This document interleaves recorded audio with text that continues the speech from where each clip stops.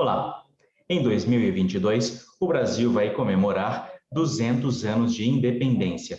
Mas a Câmara já vem rememorando aquele acontecimento desde 2017. No Palavra Aberta de hoje, eu, Felipe Rodrigues, vou conversar com o deputado que é da Comissão do Bicentenário da Independência e descendente do imperador do Brasil, Pedro I, que foi quem conduziu o processo de independência do nosso país e proclamou o famoso Grito do Ipiranga.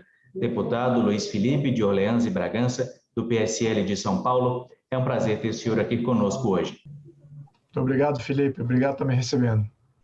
Deputado, no ano de 2021, a Câmara rememora especialmente a eleição de deputados brasileiros às Cortes de Lisboa, Qual a relevância desse fato naquele processo de independência?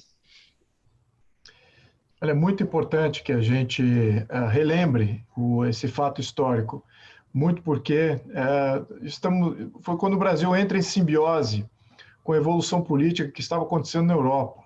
Houve uma movimentação constitucionalista dentro da Europa, mudando as constituições dos países, alguns deles forçando a sair do sistema absolutista para entrar para o sistema constitucionalista. Eram constituições liberais por natureza, como base, e em países onde eram países dominados por esses países que eram monarquias absolutistas, houve movimentação pró-independência. E não foi diferente aqui no Brasil.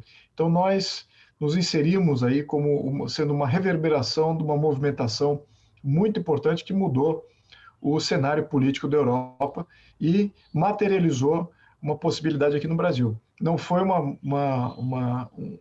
um dos únicos fatos a serem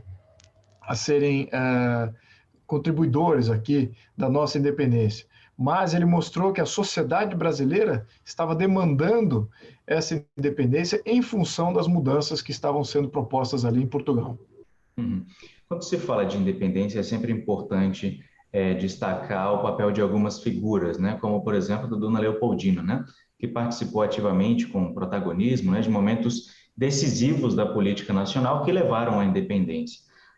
Enfim, ela teve também relevância tanto nos âmbitos cultural e científico também. Na opinião do senhor, qual que foi o papel dela em todo esse processo?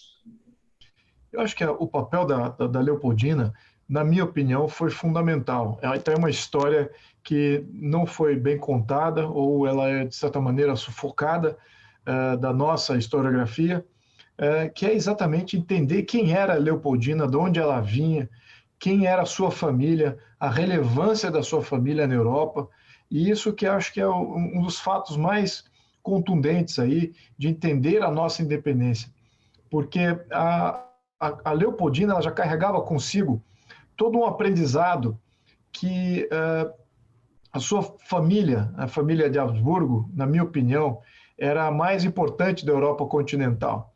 E ela dava o tom de como que conduzia-se política, e sobretudo uma política imperial, em que você tinha uma diversidade étnica, uma diversidade religiosa, diversidade de língua, com proximidades muito patentes.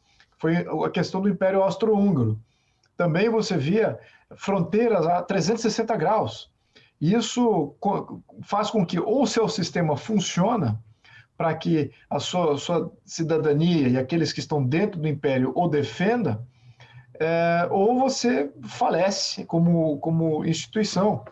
Então, ela via como era necessário se organizar, ela via como era necessário criar aqui um sistema independente, ao mesmo tempo que estivesse longe de toda essa dinâmica que existia na Europa.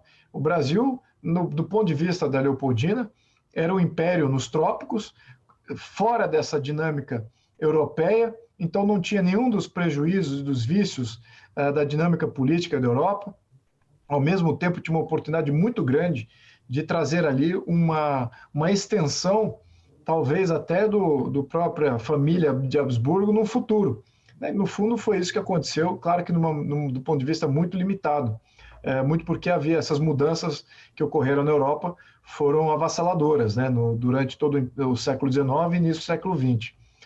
De qualquer maneira, se não fosse por essa disponibilidade, essa visão, que eu acho que é a palavra-chave aqui que caracteriza a Leopoldina, não haveria esse estímulo de fazer a independência do Brasil, não haveria esse apoiamento, e, sobretudo, naquele momento decisivo do dia 6 de setembro, ou 3 dias antes, né, do dia 5 de setembro, quando ela mesma assina a Declaração de Independência. Se não fosse a Leopoldina, eu imagino que nunca teria sido assinado e o Conselho de Estado nunca teria se reunido para debater exatamente isso.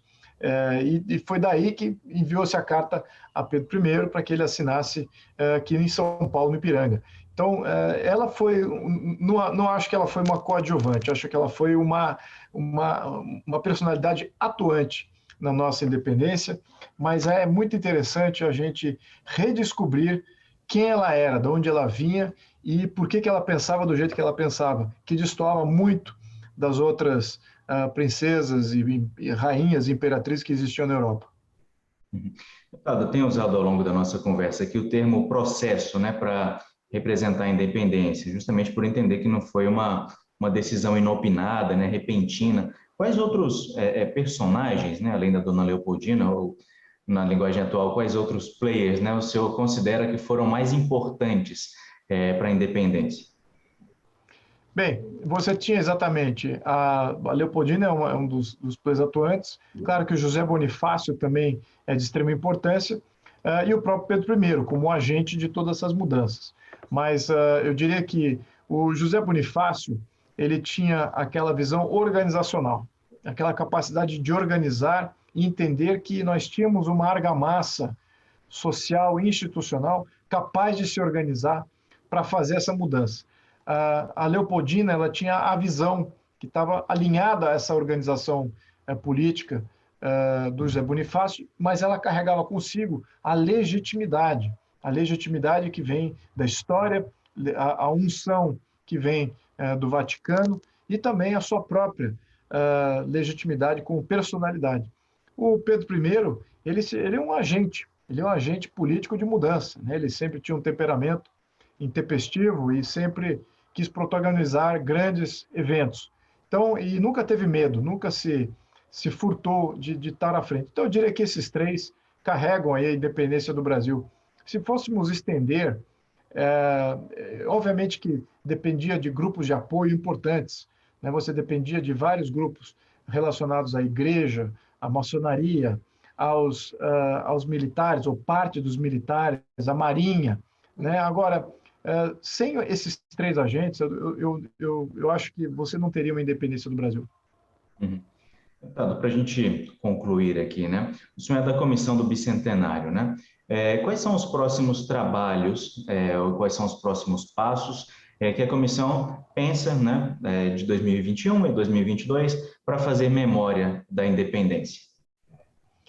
Olha, haverá vários, eu diria que, lembranças que serão colocadas aqui, não só pela Câmara, mas há também vários grupos ativistas que surgem do Brasil afora, que teremos que atender. Então, todas essas manifestações de recordações do que foi aquele momento existirão dentro da Câmara, mas também existirão fora da Câmara dos Estados.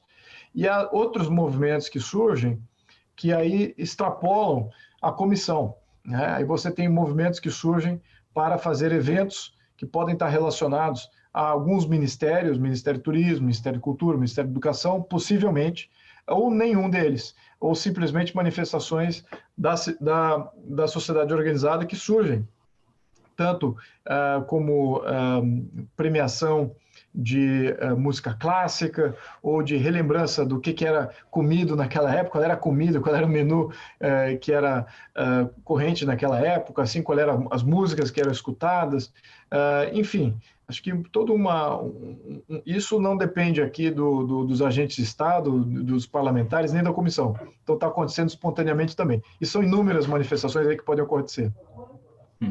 Deputado, quero agradecer a presença do senhor no Palavra Aberta de hoje. Muito obrigado, contem comigo. Você assistiu ao Palavra Aberta com o deputado Luiz Felipe de Orleans e Bragança, do PSL de São Paulo. Eu sou Felipe Rodrigues e a gente se encontra numa próxima edição. Não se esqueça de fazer o download do aplicativo Câmara ao Vivo, já disponível nas lojas de aplicativos, na Play Store e na App Store. Até a próxima!